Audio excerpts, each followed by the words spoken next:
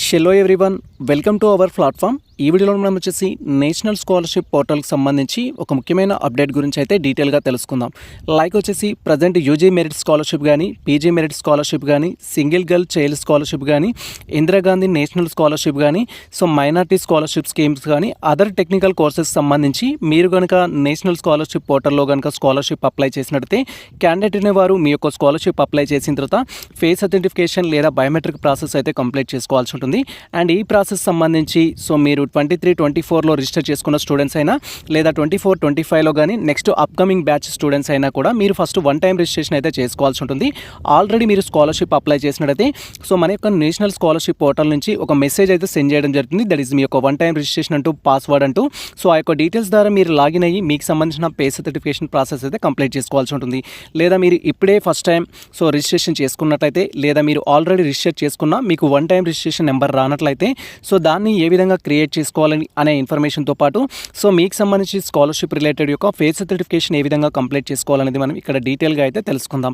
Present అయితే మనం national scholarship are ఎన్ఎస్పికి సంబంధించి అఫీషియల్ వెబ్సైట్లో అయితే ఉన్నాం. అండ్ ఈ యొక్క అఫీషియల్ వెబ్సైట్ లింక్ అయితే నేను డిస్క్రిప్షన్లో ఇచ్చేస్తాను. వన్స్ మీరు లింక్ అనేది ఓపెన్ చేసినట్టయితే మన యొక్క సిస్టమ్ స్క్రీన్ కానీ మొబైల్ స్క్రీన్ కానీ ఈ విధంగా అయితే డిస్ప్లే అవుతుంది.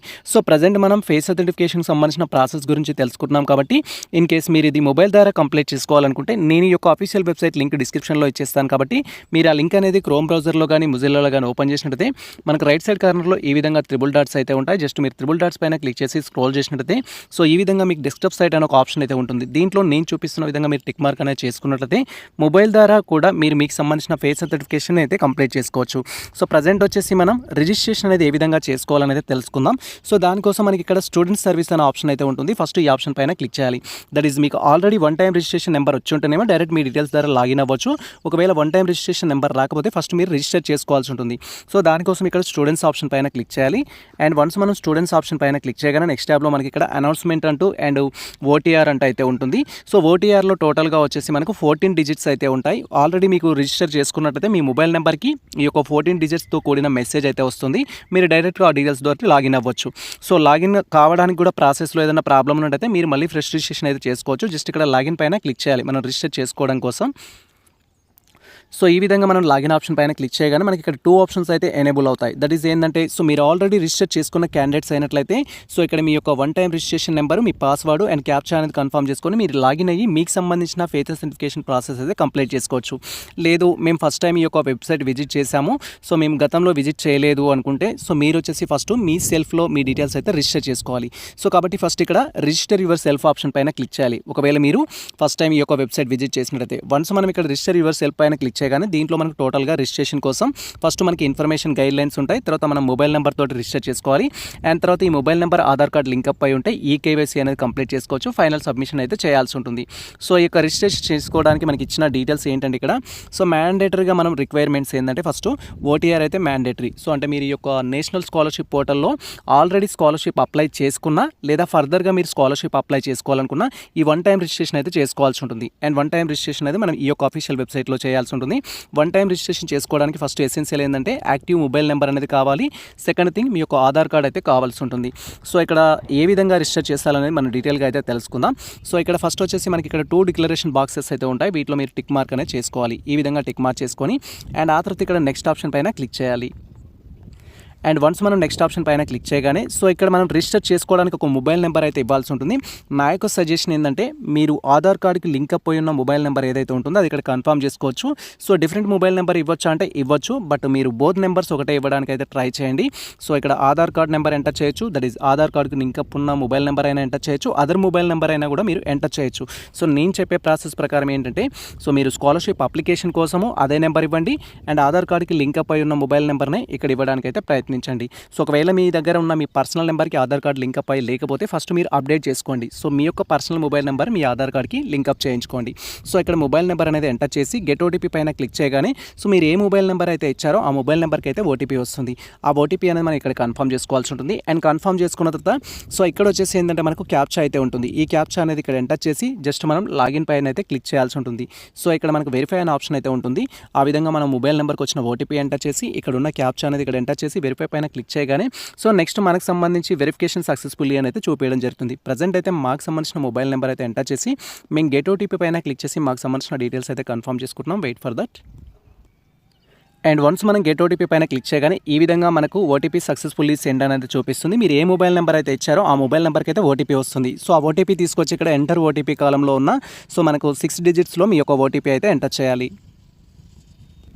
అండ్ వన్స్ ఈ విధంగా మనం ఓటీపీ ఎంటర్ చేసిన తర్వాత నెక్స్ట్ వచ్చేసి క్యాప్చా కన్ఫర్మ్ చేసుకొని వెరిఫై పైన క్లిక్ చేయాలి. ఇన్ కేస్ మీకు ఓటీపీ రాకపోతే మళ్ళీ రీసెంట్ ఓటీపీ ఆప్షన్ ఉంటుంది, దానిపైన క్లిక్ చేసి మీరు ఓటీపీ అయితే మళ్ళీ రికవరీ చేసుకోవచ్చు.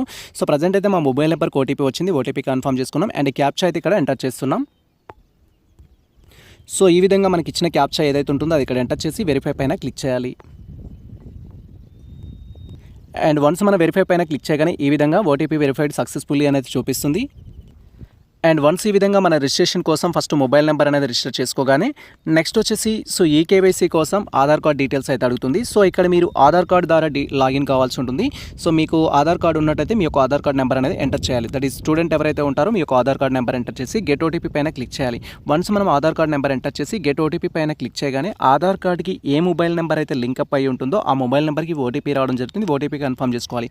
ఒకవేళ మీకు ఆధార్ కార్డ్ లేదు, జస్ట్ మేము రీసెంట్గానే ఆధార్ కార్డ్కి అప్లై చేసామంటే దానికి మనకు ఈఐడి నెంబర్ అయితే ఉంటుంది, దాని ద్వారా కూడా మీరు లాగిన్ కావచ్చు. సో లేదా మేము కిడ్స్ మాకు ఆధార్ కార్డ్ లేదు అనుకుంటే మీ యొక్క పేరెంట్స్ ఆధార్ కార్డు కూడా ద్వారా లాగిన్ కావడానికి అయితే ఛాన్స్ ఉంటుంది. బట్ నా సజెషన్ ఏంటంటే ప్రజెంట్ మీరు మెరిట్ స్కాలర్షిప్కి అప్లై చేస్తున్నారు, యూజీ స్కాలర్షిప్ కావచ్చు, సింగిల్ గర్ల్ చైల్డ్ స్కాలర్షిప్ కావచ్చు, డిఫరెంట్ స్కాలర్షిప్కి అప్లై చేస్తారు కాబట్టి ప్రతి క్యాండిడేట్ ఖచ్చితంగా ఆధార్ అనేది ఉంటుంది. సో మీ యొక్క ఆధార్ కార్డ్కి మొబైల్ నెంబర్ అనేది ఫస్ట్ లింక్అప్ చేయించుకోండి. సో ఆ లింక్అప్ చేయించుకున్న తర్వాత ఈ ప్రాసెస్ కంప్లీట్ చేసుకోండి. ఇక్కడ మా యొక్క ఆధార్ కార్డ్ నెంబర్ ఎంటర్ చేసి గెట్ ఓటీపీ అయితే క్లిక్ చేస్తున్నాము. క్లిక్ చేయగానే నెక్స్ట్ ఈ విధంగా ఎంటర్ యువర్ ఓటీపీ అనే డీటెయిల్స్ అయితే ఎనేబుల్ అవుతాయి. సో అప్పుడు మన మొబైల్ నెంబర్కి వచ్చిన ఓటీపీ ఏదైతే ఉంటుందో అది ఇక్కడ ఎంటర్ చేసి మనకి ఇచ్చిన క్యాప్చా అనేది కన్ఫర్మ్ చేసుకోవాల్సి ఉంటుంది. అండ్ వన్స్ మనం ఆధార్ కార్డ్ నెంబర్ అనేది ఎంటర్ చేసి సో గెట్ ఓటీపీ పైన క్లిక్ చేయగానే ఈ విధంగా కొన్ని మనకు ఇన్స్ట్రక్షన్స్ అయితే ఇస్తారు మీకు సంబంధించి. జస్ట్ ఇక్కడ సంబంధించి మనము అగ్రీ ఆప్షన్ పైన క్లిక్ చేయాలి.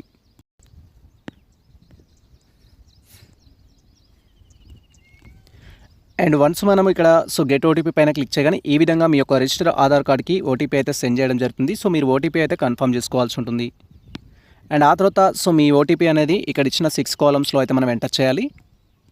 అండ్ వన్స్ ఈ విధంగా మన యొక్క ఓటీపీ కన్ఫర్మ్ చేసుకున్న తర్వాత మళ్ళీ ఇక్కడ క్యాప్చా అయితే ఉంటుంది, ఆ క్యాప్చా అనేది ఇక్కడ ఎంటర్ చేసి వెరిఫై పైన క్లిక్ చేయాలి.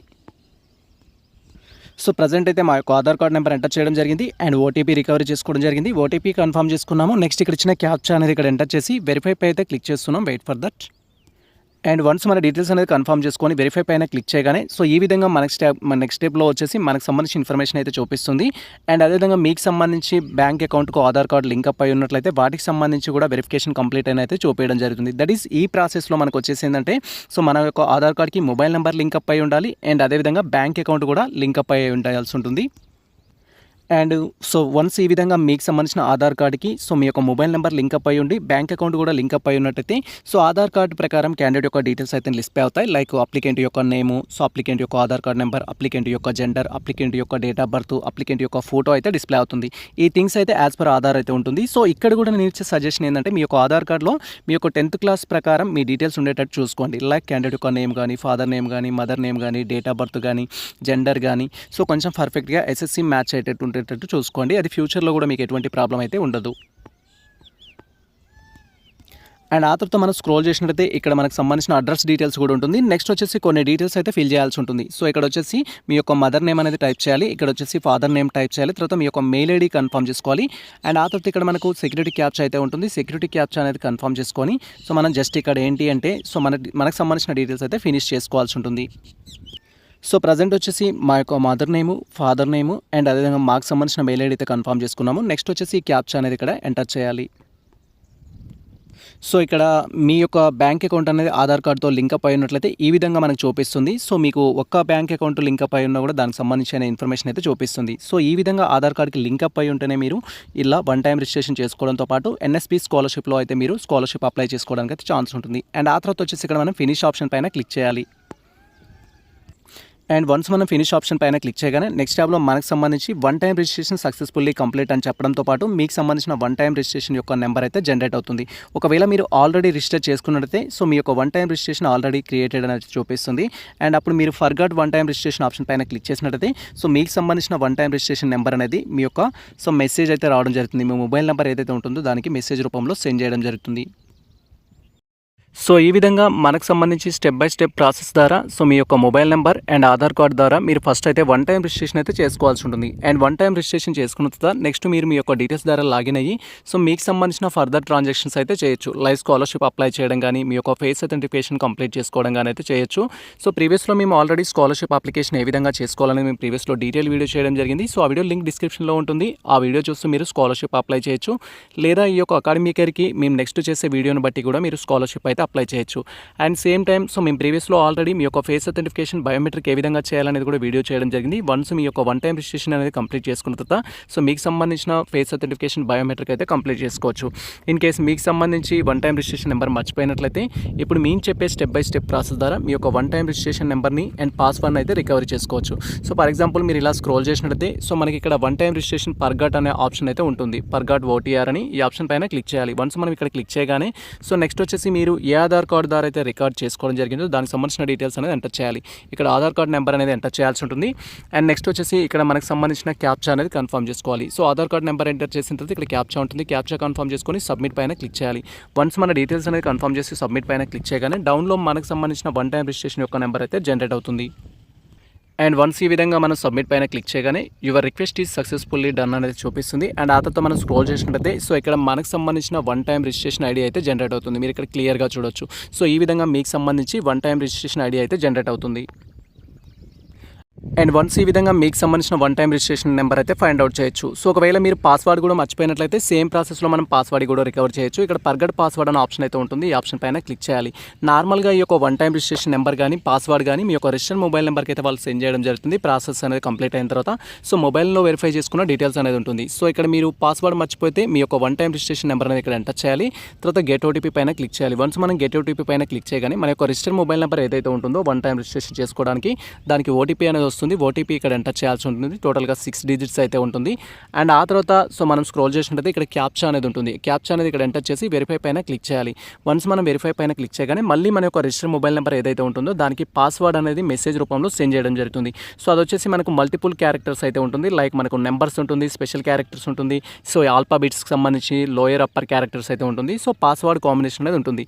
అండ్ ఆ తర్వాత మీరు నెక్స్ట్ టైం లాగిన్ అవ్వడానికి లైక్ మీకు సంబంధించిన ఫర్దర్ ట్రాన్సాక్షన్ చేసుకోవడానికి వన్ టైం రిజిస్ట్రేషన్ నెంబర్ అనేది కావాల్సి ఉంటుంది. అండ్ ఇప్పుడు పాస్వర్డ్ ఏదైతే మనకు రావడం జరిగిందో ఆ పాస్వర్డ్ కూడా కావాల్సి ఉంటుంది. ఇది ప్రజెంట్ మనకు సంబంధించి ఫస్ట్ నేషనల్ స్కాలర్షిప్ పోర్టల్కి లాగిన్ అయ్యే విద్యార్థులు మీ యొక్క వన్ టైం రిజిస్ట్రేషన్ ఏ విధంగా చేసుకోవాలి అనే డీటెయిల్ ఇన్ఫర్మేషన్ అయితే. సో ఈ ఇన్ఫర్మేషన్ మీకు నచ్చినట్లయితే మన వీడియో లైక్ చేయండి, మన ఛానల్ని సబ్స్క్రైబ్ చేసుకోండి. ఇలాంటి లేటెస్ట్ అప్డేట్స్ కోసం మన ఛానల్ని ఫాలో అవుతుంది. గుర్తు మిత్రులకు షేర్ చేయండి. All the best all.